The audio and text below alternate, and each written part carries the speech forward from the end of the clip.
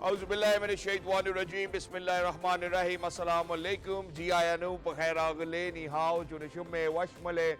Ohio Gonzaimas, Guten Morgen, Hola, Bonjour, Privyet, Kaifahal. Hale Shuma Chatore, Ahlan Wasal, Marhaba, Muna, Mucho, Gracias, Wabi, Mali Karia.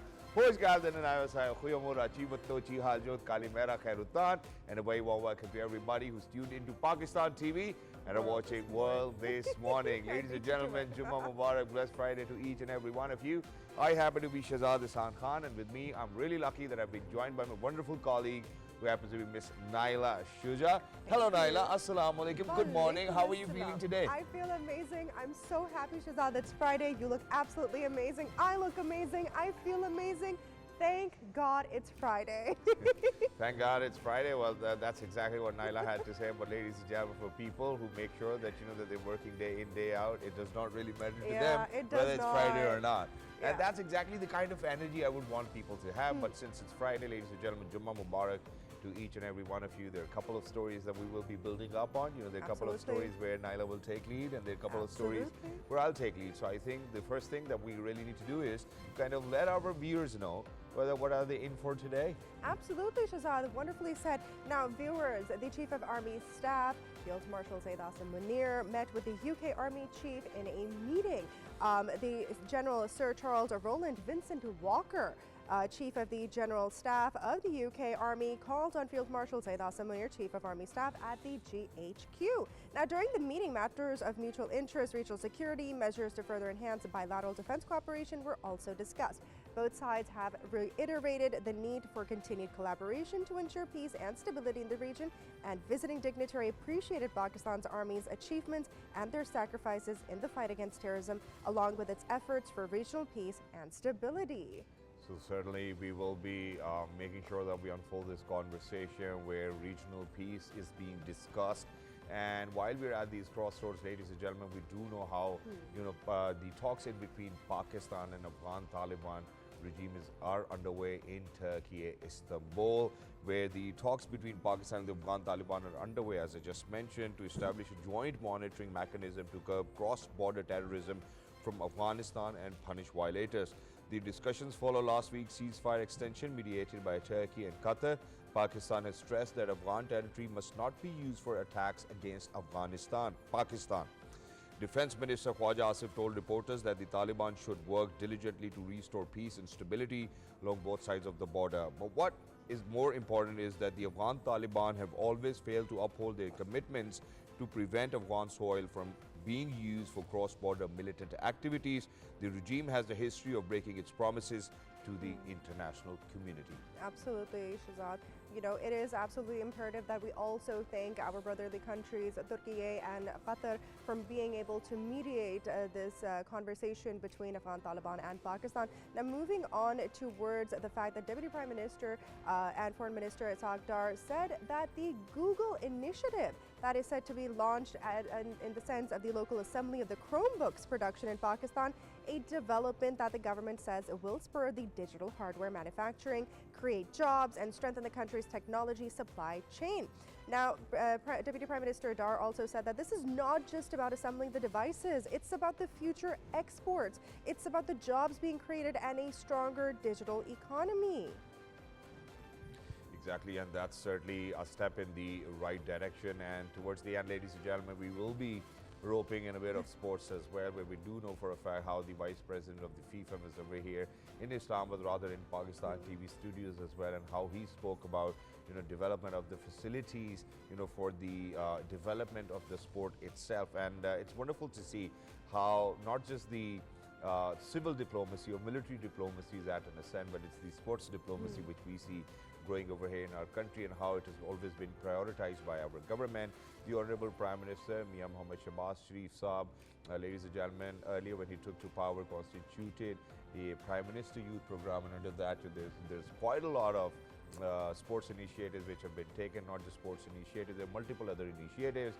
Rana Mashood Sahab happens to be the chairman. He's been over here in the studios, and it's always overwhelming. On the other hand, ladies and gentlemen, we will be roping in cricket as well, because South Africa is visiting Pakistan, and for the second one-day international which took place in Faisalabad Iqbal Stadium, Pakistan lost by 8 wickets. And now this team, ladies and gentlemen, happens to have harnessed like 3 or 4 captains playing within the team who were formerly captains, and that's not the kind of performance that you would expect from a team where you do know for a fact that how they have been provided with all sorts of facilities, coaches and all sorts of support staff, but still the performance looks in shambles. So the only thing consistent for Pakistan cricket team is their inconsistency. Well, we will be building up on that. Don't go anywhere. We are heading out towards a short break. Meanwhile, make sure that if you're having breakfast, just stay right in front of the TV, or if you feel like having a cup of coffee or tea, go grab it, sip on it, sit back, relax, and listen to how we unfold our stories for today. Good morning.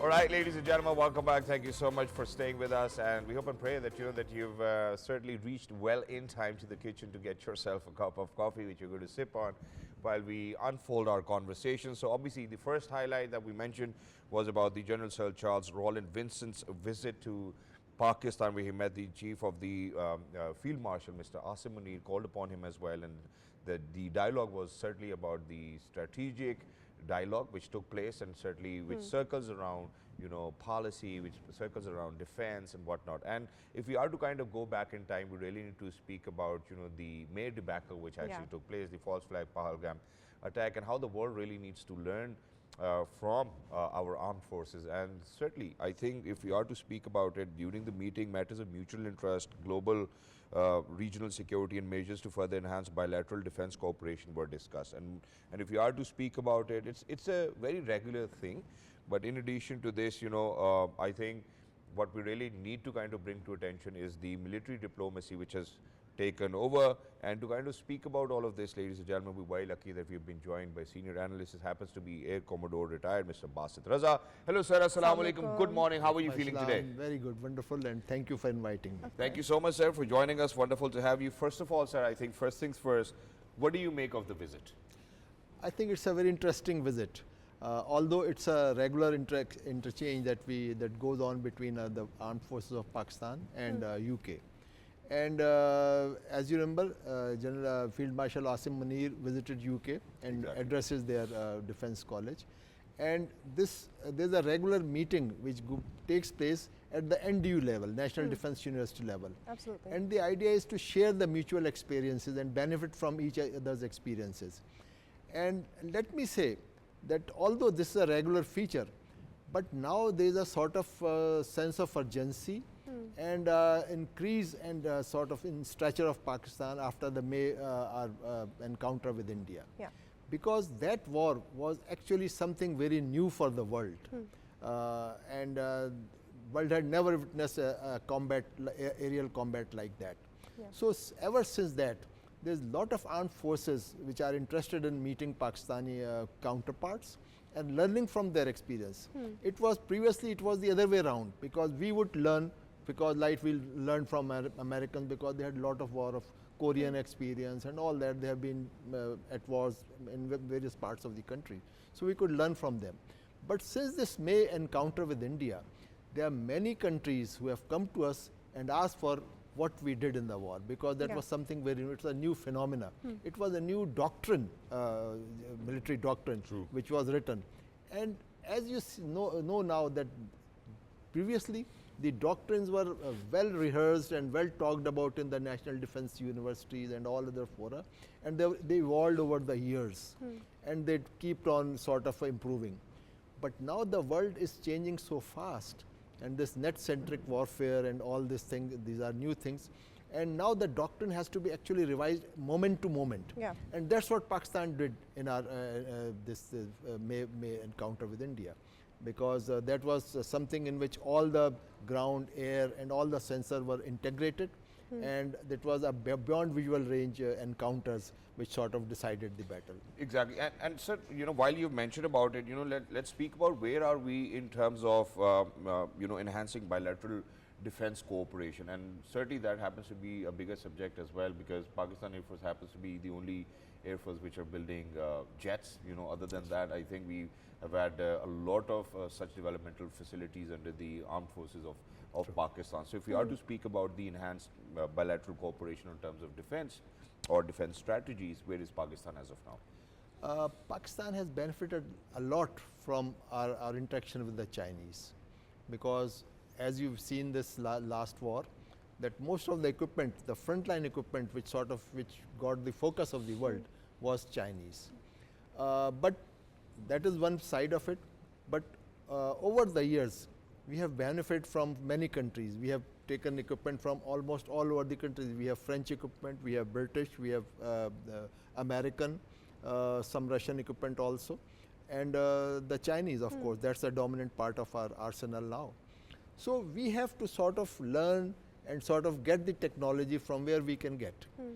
By the way, now we have a platform where actually at Kamra, we have a sort of aviation city. Yep. In which we are sort of moving forward, and as you know, we have already JF-17 we are manufacturing, and the Block 3 is a very modern aeroplane, and you know, things are moving forward.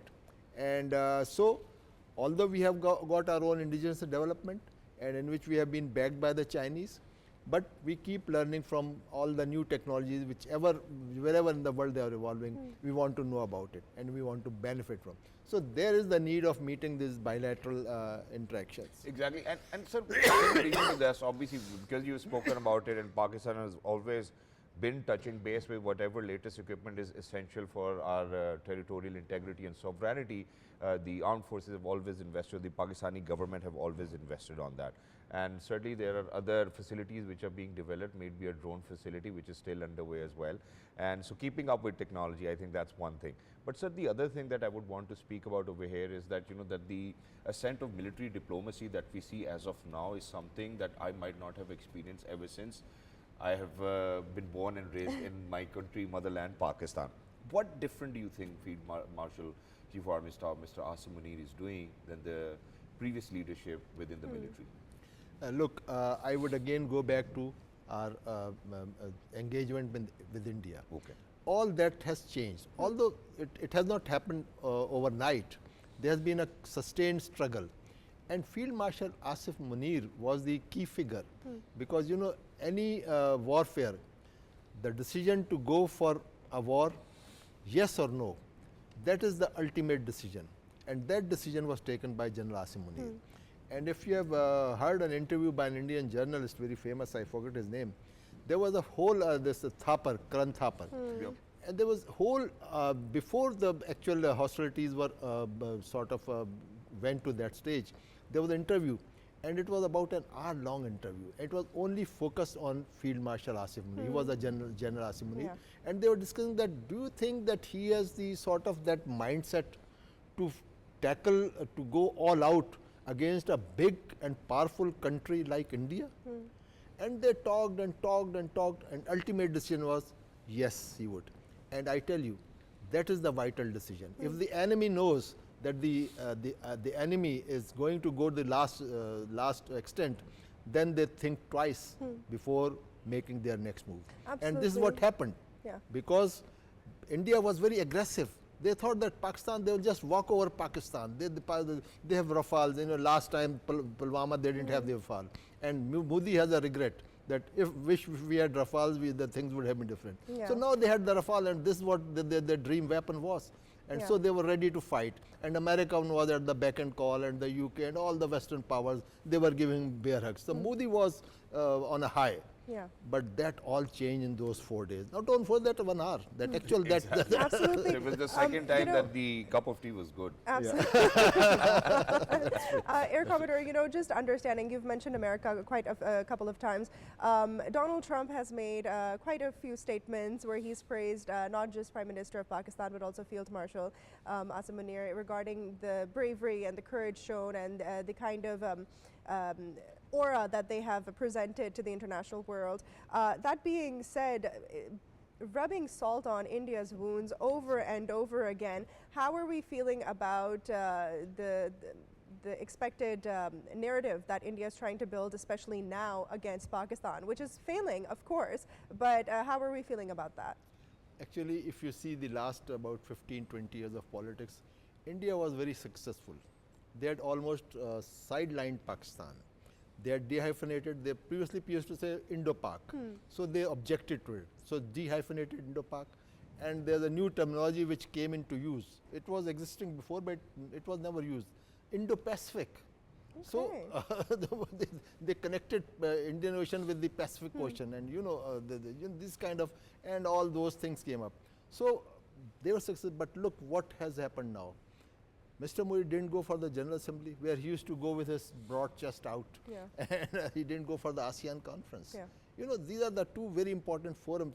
So he has no face to show. And I think today and tomorrow, what is the date today? The elections of Bihar. They are, I think, 6th and 11th. So it's very likely he had a minority government. He didn't have a majority, but actually he was part of the government.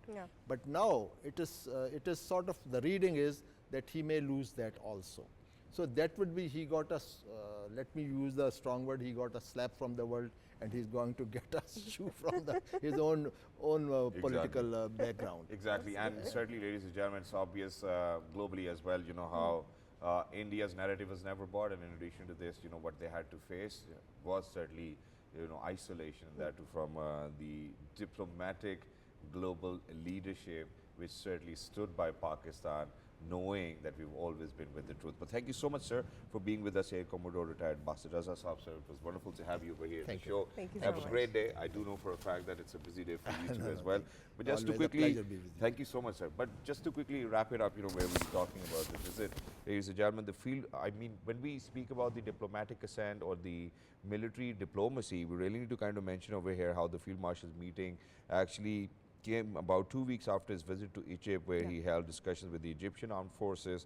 Not just that, now the obviously UK General's visit is going on. In addition to this, the Chairman Joint Chief of Staff Committee actually met or held meetings with the Sultan of Brunei and other officials during an official visit to the country, expressing their commitment to further strengthen military-to-military ties and defense cooperation. And that's exactly the kind of military diplomacy ascent that you would want to see. And these visuals that you see, ladies and gentlemen, from the visit of the General Sir Charles Roland Vincent Walker, Chief of the General Staff of the United Kingdom Army, who called upon Field Marshal Syed Asimuni, Chief of Army Staff, at General Headquarters. With that, ladies and gentlemen, we're going to head out towards a short break. On the other hand, if you are to speak about diplomacy, Pakistan is on a strong stance, and that too on the talks which are going on in between Pakistan government and Afghan Taliban regime in Istanbul, Turkey. We will be building up on that. Don't go anywhere. We will be right back. We are World This Morning.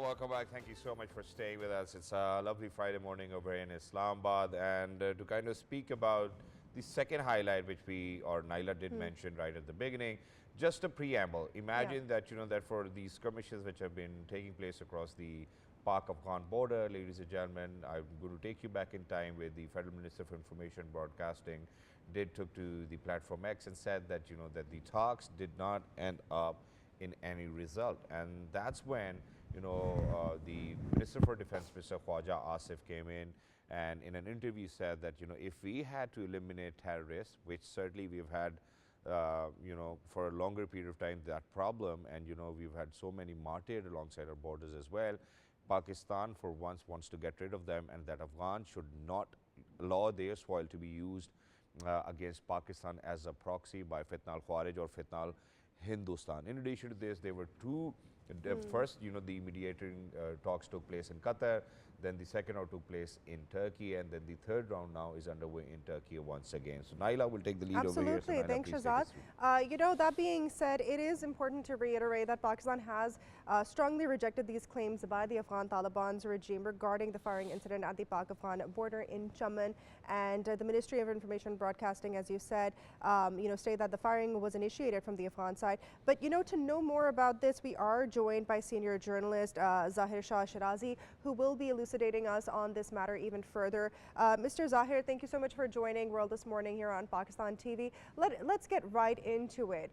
The talks that are being mediated by Doha and Turkiyye during the past month, and even now the recent talks, they're not being as fruitful as we're hoping to be, especially from the Afghan Taliban side. What are some of the elements that are being observed by Islamabad that we can basically maneuver to help Afghan Taliban understand that this is not in the best interest for them to have cross-border terrorism? In fact, they should be focusing on the development of Afghanistan itself rather than creating this sort of animosity between the borders. Thank you very much, Naila, and a very good morning to all of you and the viewers. I think the talks are very important in a sense that Pakistan don't even want to go into an unwanted war, and this is the reason we are showing such a restraint despite number of attacks and cross-border infiltrations, even allowing the Afghan soil to be used against Pakistan as a proxy battlefield. We are still negotiating, and but one thing is very important: Pakistan is not, going back on two demands. One is taking action against the outlawed TTP and the BLA militants who are threatening Balochistan and the tribal districts as well as the settled areas of Pakistan. The second thing is Afghan authorities or Afghan Taliban regime, rather, I would say it's not a elected government and it's not an inclusive government.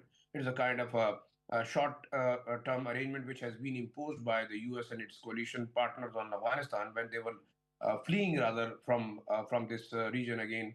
So I think this second demand is that Afghan regime should not be allowing its land to one of our arch rival India to be used as a proxy spying and forward Pakistan. So these are very genuine demands.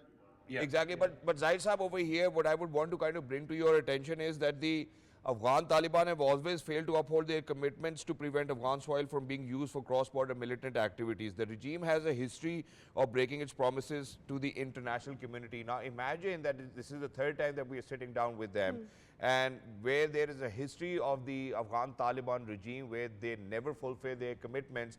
How much can we rely on these talks which are taking place? Well, actually, now the third phase is not about the talks, it's about the mechanism to implement what has verbally been agreed. And today, there was a very important meeting yesterday. The Qatar intelligence chief and the Turkey's intelligence chief has a separate meeting with both the Pakistani delegation as well as the Afghan Taliban four-member delegation, which is representing different groups. The important thing is there is also an instruction from the Afghan supreme leader that we will be committing only those things which we can materialize. Now, Pakistan is demanding very simple. They wanted a third-party mechanism to, monitor what is going on the border.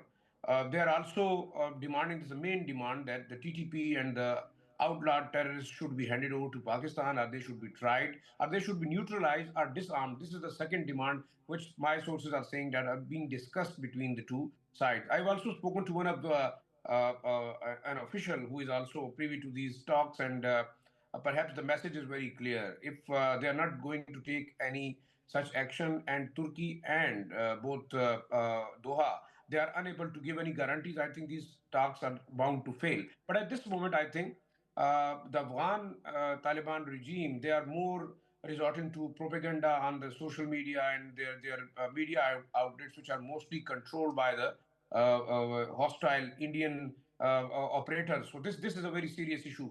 Talks are going in the right way, but the media hype created by, especially now, you must have seen a statement by Zabiullah Mujahid, the Taliban spokesman. He had accused Pakistan about this firing incident in Spin Buldak. Rather, it was a celebratory fire which was mistaken, and this is a statement which was given by the regional Afghan governor there, that it was a kind of a Yeah, misunderstanding between exactly, two sir. sides. Which is why I want to kind of, barge in over here and kind of bring that to your attention. We do know for a fact how, these talks are actually, to kind of establish a joint monitoring mechanism to curb cross-border terrorism. But imagine that you've just spoken about Zabiullah Mujahid, who happens to be the spokesperson for the Afghan Taliban regime. Imagine that, that there have been previous attempts by Zabiullah Mujahid himself to twist the plot itself and then create a false narrative in the eyes of the media, and through that, I don't know what they would want to achieve. How do you think that, that we are sitting down and establishing a mechanism with people who yet again have tried to mislead, people, may it be on an international platform, may it be the mediators, or may it be the Afghani people themselves? Actually, they are using these talks as a kind of a political stunt to legitimize themselves. They are being invited by different countries. First, they went to Doha, so the people started recognizing them as a legitimate representative of Afghanistan, whether they are not. Yes, this is a fact. Now, again, they are prolonging this thing. I'm just telling you a very important thing also, that they are prolonging these talks, that we have certain intelligence reports. Pakistan has conveyed even this concern to the mediators as well as the Afghan government, that they are relocating those TTP, outlawed TTP, BLA, and other such extremist terrorist elements to the main, populated areas to give an impression that they are not present there. So I think this is a very serious issue. They are buying time, one thing. The second thing, they wanted to use it as a bargaining chip to get leverages from Pakistan, from other countries like Doha, from Turkey, from China, and even they wanted to drag in the United States. And obviously their intention is very clear. They wanted to be on the international arena. They wanted to be on the limelight. And when they are shuttling between different countries, I think the world is now watching them as the legitimate rulers of Afghanistan. So this is another political stunt which they are doing. Third thing is they are using these talks, that the drama of talks, I would say. I think they have nothing to present Pakistan as a very clear cut case. They have certain given them evidence of the presence of TTP as well as the BLA. Even the United Nations have communicated them. They are, yes, these militant groups are present there. They are using it as a political currency. Even they are getting the financial support from the Indians in one way or the other, in the name of TTP and BLA. And the second thing, they also wanted to drag in China for the uplift project. They wanted to drag in the United States to give them more concessions in terms of lifting ban on their leader, because Rajuddin Haqqani is still banned. He cannot move out. So this is also different kinds of ideas which the Afghan Taliban are floating to make themselves relevant and also present themselves as the legitimate rulers of Afghanistan. On the other hand, you might have seen that the Afghan Resistance Front, the Northern Alliance political front, and people from within, they have started raising voices that the Afghan Taliban policies are destructive for Afghanistan. And Exactly. Absolutely. Mr. Zahir, just understanding the situation at hand even a little bit more, Pakistan has declared multiple times that Fitna al-Kharij, Fitna al-Hindustan are these terrorist elements from the cross-border attacks, and they are doing these cross-border attacks. But Pakistan's Foreign Office spokesperson has also made it clear that Pakistan is very, it's made its stance clear when it comes to having these relations with Afghanistan and the Afghan Taliban, that it does not want the situation to be aggravated. Instead, it wants to resolve things. So moving towards the resolving of this issue, what are three things on top of your head that you can tell us, ways that we can move forward? First of all, I think the TTA, or the Afghan Taliban, they have to, neutralize the TTP and the BLA elements and other terrorist elements, because this is the first demand Pakistan is asking. Yes, they are asking us for trade and development activities. We are willing to do trades. The second thing, I think. Exactly, sir. I do believe that that there has been a bit of technical glitch, ladies and gentlemen, in between. But thank you so much, Mr. Zahir SHERAZI, who happens to be a senior journalist, spoke really wonderfully well, for people to kind of understand how the conditions are, or the situation is, to where Pakistan and Afghan Taliban regime is actually sitting down to speak about how to establish, a mechanism with which we can actually curb the cross-border terrorism, and how Afghanistan will not in future let the Fitna al-Kharij or Fitna al-Hindustan to use their soil for cross-border terrorism to attack Pakistan, and that's exactly Pakistan's stronger stance. Not just that, even Mr. Hamid Mir, a very celebrated journalist, ladies and gentlemen, spoke about how Pakistan Army did show them, 100% evidence of how what Pakistan government is saying is absolutely true about the Afghan Taliban regime and how they are being a proxy for India to destabilize peace over here within the region. With that, ladies and gentlemen, we'll head out towards a short break. When we come back, where we've spoken about civil diplomacy, military diplomacy, let's speak about information technology diplomacy as well. Don't go anywhere. We will be right back because we are World This Morning.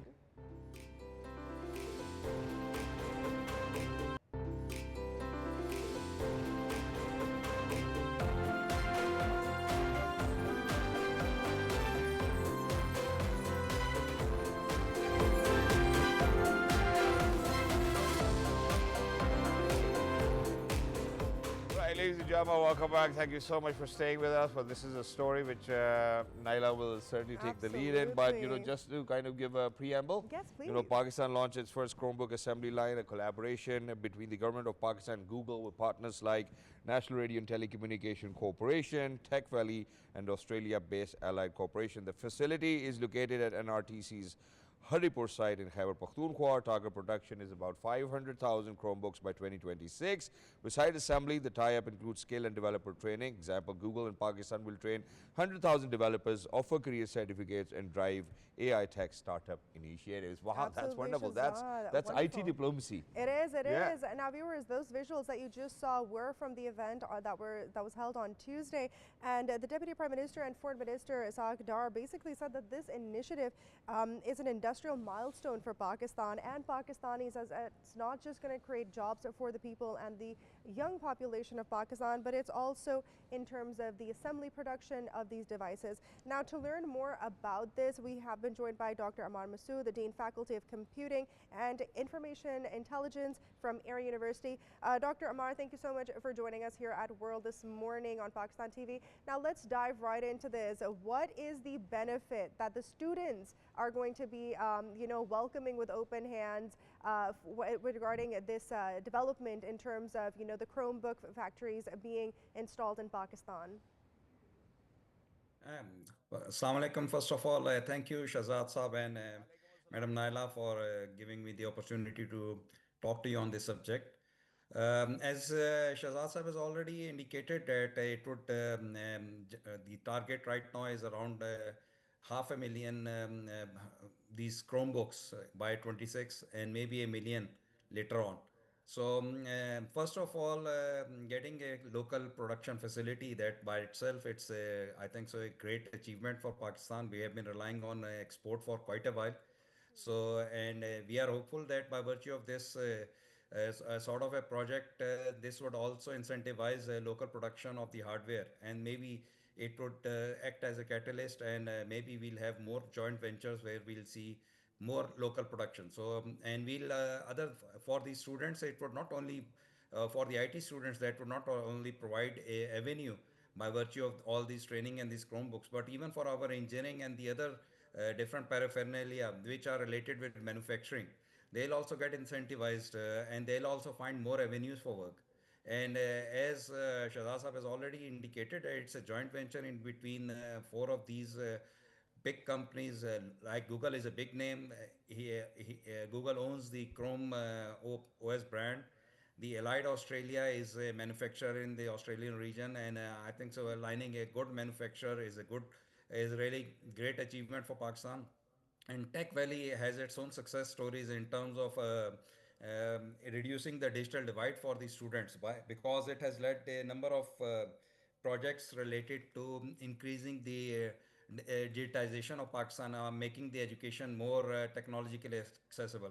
So this overall, this consortium would not only increase the skill set of the students, but it would provide the access to the normal Pakistanis to these at times, while these are the low cost devices, but still with respect to Pakistan as our own population, at times they'll not they do not fall into our budget, the imported ones. So definitely the availability of these high-end devices at a lower cost would provide quite much of that capability to our Exactly, sir. students.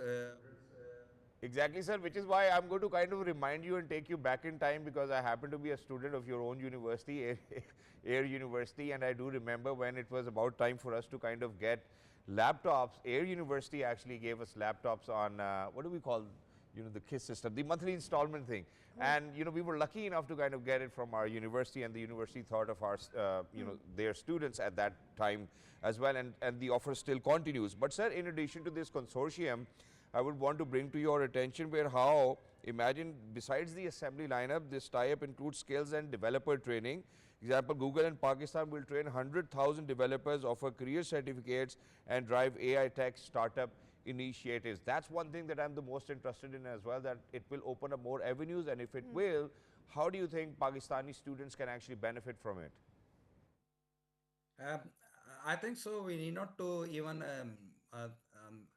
go in really deep. We have seen that how the IT exports have really picked up. So, and what's behind these IT exports is the knowledge base or the how or the contribution by our current students. So, but if we are able to increase that knowledge base, if we are able to make that knowledge accessible, Valley has provides that integration with the Google Cloud and Google resources, by virtue of which through which those trainings would imparted, and definitely by virtue of being part of the Google, those would be meaningful. So if currently whatsoever we are achieving is with the limited base what our regular universities are churning out, and and as you have said that not many universities also offer these laptops, so the affordability also becomes a concern for many of those students. So we once it reaches to around these hopefully in the future it would reach to all these these will be 1 million of these, so we can see how much expansion in our knowledge base would be there. Absolutely. Dr. Ammar, we've also understood that this is the localization of affordable digital tools. Furthermore, when it comes to education, being the dean, for computing and AI, let's talk a little bit about the opportunities that this presents for the upcoming students of computing and AI, as well as affiliated, domains or realms of information technology. How is this going to help Pakistani youth compete with those at the international level? People will be employed by Google, man. Yeah, well, that's a definite, most definitely. But what else? In what areas are we also going to prosper? Okay, I think so. Right now, by virtue of this AI revolution, these programming, coding had become accessible to anyone. I think so now.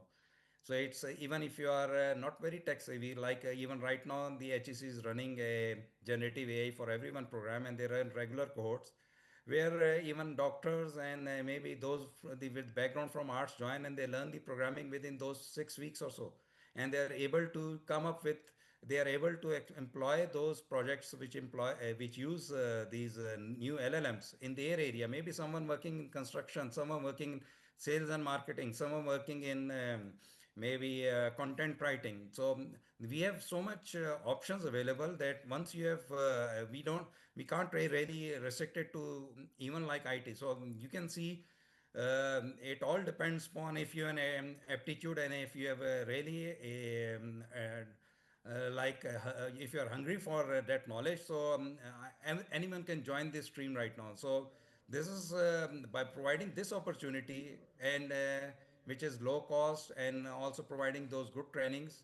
If you are able to tap that potential, that which is even not in IT, and they somewhat they have their own ideas, and they can excel, and they can really excel, they can then join maybe for the advanced one with the other groups. But we can really see once it expands, we are hopeful.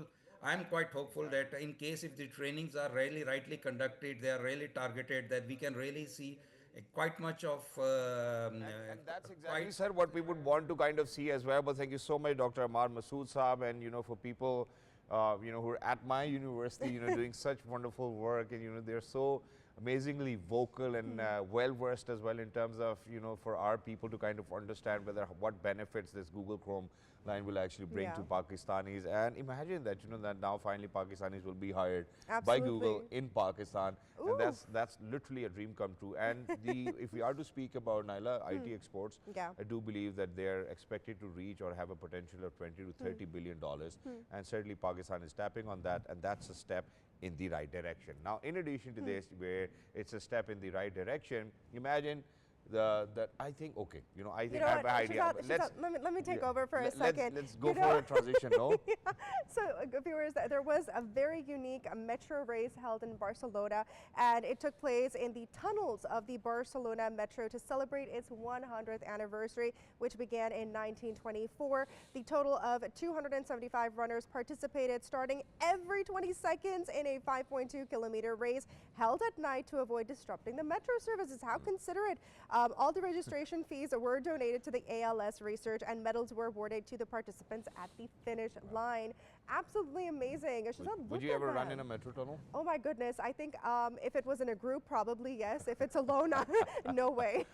All right, yeah, so well, that's a different visual Yeah. for me to see, to be really honest. And while we're talking about tunnels, ladies and gentlemen, I'm going to take you to the deserts now, where Oof. a colorful 4-day festival of the Jeep Rally has begun in the Thal Desert. Renowned racers from across the country are participating in the event. The adrenaline, the people, who actually participate in it, the passion with which they drive, and the way that it becomes too risky at times, Yeah. with the local administration participating, making sure that everything's done well in place is something which is so good to see. It's more of a tourist attraction now. It We're is. speaking about this visual is from People from all Sahibzada over Sultan the Saab's world. car, who've been a regular participant in it. He's a dear colleague and a friend. So, Pir Saab, we're going to hope that, may you be able to win the Thal Desert Rally. Well, that's certainly me being biased over here. But while we are over here, ladies and gentlemen, I think what I'm going to do is that I'm going to introduce my wonderful, amazing younger brother, a colleague who is near and dear to me. We might have different mothers, but we are brothers. Ladies and gentlemen, we're very lucky that we've been joined by Mr. Ahmad Nawaz. Hello, Ahmad. Assalamu alaikum. Good morning. How are you feeling, brother? Walaikum assalam. Good morning to you, to your co-host, and all the fantastic viewers of Pakistan TV. Yeah. Thank you so much. You could refer to her as a sister too, but it's perfectly okay. But Emma, I'm going to come back to you, big man, and that is that just yesterday you were in conversation with the Asian Football Federation President and FIFA Senior Vice President, Sheikh Salman Ibrahim Hamad Al Khalifa, who actually met the Honorable Prime Minister as well. We're in Islamabad. What did you discuss, and what were the outcomes of the talks? Okay, so this was a very important visit because international experts are seeing this as one of the major breakthroughs for Pakistan football. And because he occupies two very important positions, one is the senior vice president in FIFA and also the president of the Asian Football Confederation, which is the AFC, his role for Pakistan Football Federation becomes immensely important. So, in our conversation with His Excellency Sheikh Salman bin Ibrahim Al Khalifa, I wanted to ask him where Pakistan football stands at the moment. And he was very vocal of the fact that there is tremendous talent in this country, and all we need is, the right infrastructure and the right kind of resources and tools, to which he was very kind enough to say that all resources and tools that are required, all the support that is needed will be provided by the AFC and FIFA to assist Pakistan in the growth of a grassroots level infrastructure and development of football in this country. Ahmed, that's where I would want to kind of build up as well, because he did highlight, how there are opportunities for cooperation in training, coaches, referees, establishing national training centers, building stadiums, and creating talent pathways across the country. And that has been the biggest issue, because we do not have talent pathways within the country, and that people have to go abroad, train over there, and probably find a talent pathway. Do you think that in days to come, all of these solutions will be dealt with? And then there's one more statement where he said that, we would want to establish a facility where it does not function only for 3 to 4 months, but rather it's a lifelong facility. Well, absolutely. I think at large, the problem for Pakistan football has been that we've had no consistency and we didn't have an elected body. For any elected body, there is a given time period in which they can function, and then there are new elections. But in Pakistan, unfortunately, because of the chaos at the Pakistan Football Federation in the past, we had to go through an interim committee that was appointed, an interim normalization committee appointed by FIFA. And because there was no elected representative, we couldn't see a mandate that was implemented in letter and spirit. So, in the past 10 to 12 years now, is the first time that we're seeing Mohsin Gilani being an elected representative of the Pakistan Football Federation. I also talked to him informally as well yesterday after this interview, and he was also of the opinion that things are happening in Pakistan football at the moment. All we need to do is believe in this consistency, and it will be a time-taking process. He once again highlighted that unfortunately, because there's been lack of opportunities, so the youth right now is very impatient. So he was highlighting this fact. Ahmed, that's exactly what the Honorable Prime Minister Shahbaz Sharif reiterated. He reiterated his commitment to developing football in Pakistan, aiming to make the country a regional hub and establish a merit-based autonomous football federation. Well, that's great. But, something that you mentioned over here is that it's going to take time. One of those things which have been taking a lot of time is the Pakistan cricket team, because we're building it up towards the, T20 World Cup in February. And unfortunately, it looks like as if we haven't found our rhythm. On the other hand, imagine that South Africa is visiting Pakistan in Faisalabad, Iqbal Stadium. After 17 long years of hiatus, we have seen that, the sport goes back. And for a team where almost 3 to 4 or 5 captains are playing under the auspices of the skipper, Shaheen Shah Afridi, still lost with 8 wickets. What do you make of that? Is it still time-taking? I'd just say game on air. I think that will be the case because the fact is that I don't know why we're so obsessed with taking decisions based on what happened in the previous match. So in the first one day, Pakistan felt that in the second innings, the ball was gripping much more than the first innings. So they probably thought at the toss yesterday that, let's just bat first. It's going to be the same. While that didn't happen, in fact, in the second innings, it got better to bat on this pitch. So I think we read the pitch completely wrong once again, and this is our home condition.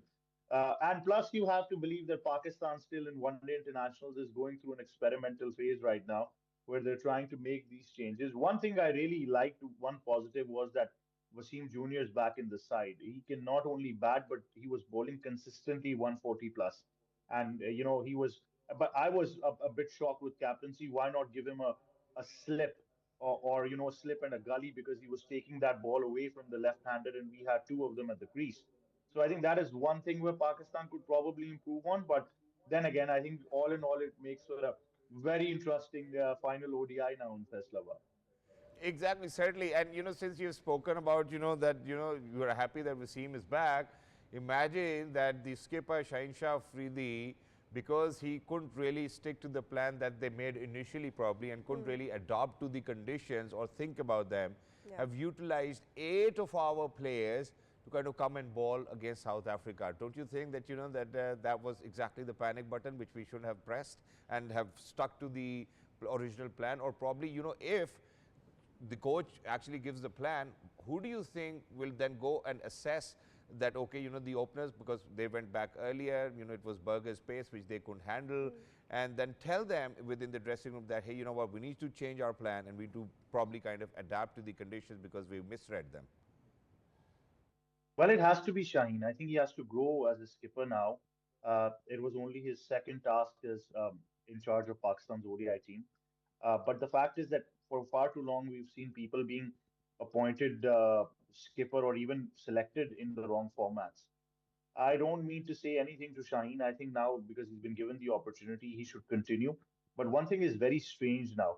Salman Ali Agha seems to be a more comfortable player in ODI than what we see in T20. Shaheen seems to be a more of a T20 oriented skipper than one day international. So God knows, what kind of changes we're making. But I think Shaheen really has to step up, not just as a bowler now. He'll have to do something that Pat Cummins has been doing tremendously for Australia, not just with the ball, but with the bat as well whenever needed. He's got to make sure that he inspires these bunch of players because, one part of the job. Exactly, Ahmed, you do know for a fact what our limitations are because we are close to being at 11 a.m. and the news is going to go. Well, thank you so much for your time, brother. Your analysis is always good to hear. and you've got quite a lot of grip on that as well. But for people who are out there, ladies and gentlemen, but this is it for us today. Thank you so much, Naila, Thank you so much, for being Shahzad. over here. It has been a lovely week of doing shows alongside you with great energy, fervor, and zeal. 100%. Yeah, well, that's wonderful. You know, look at my vocabulary. It's so rich these days. Until next time, people, look after yourselves. Jummah Mubarak. Have a great day and have a great weekend ahead. Bye. Bye. Look after.